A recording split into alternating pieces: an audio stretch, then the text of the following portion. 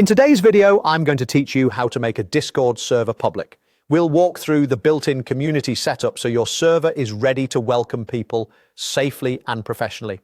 Before you begin, make sure you have permission to manage the server, since only admins or those with the right role can change these settings.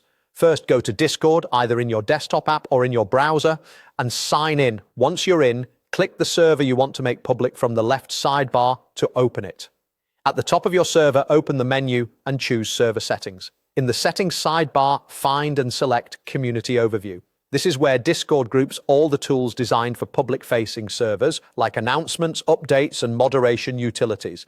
Click Enable Community to launch the guided setup. This wizard helps you configure the key pieces quickly. Click Next to move forward. Now you'll choose channels for core community functions. For the Rules or Guidelines channel, select your general text channel, like the one named General. This is where new and existing members can see your community's expectations.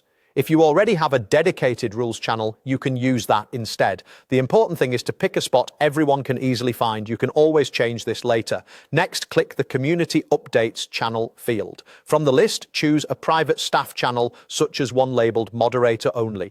Discord uses this channel to send important updates about policies, safety, and features that affect community servers. Keeping these notices in a mod-only space ensures your team sees them without cluttering public chats.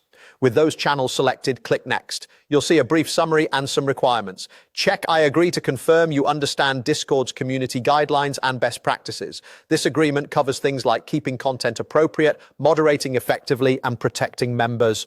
Finally, click Finish Setup. Discord will apply your choices and turn on community features for your server. From here, your server is public ready. You have a clear place for rules, a channel for staff updates, and access to tools built for growing and managing a community. If you ever need to adjust these selections, return to server settings and revisit Community Overview. And that's it.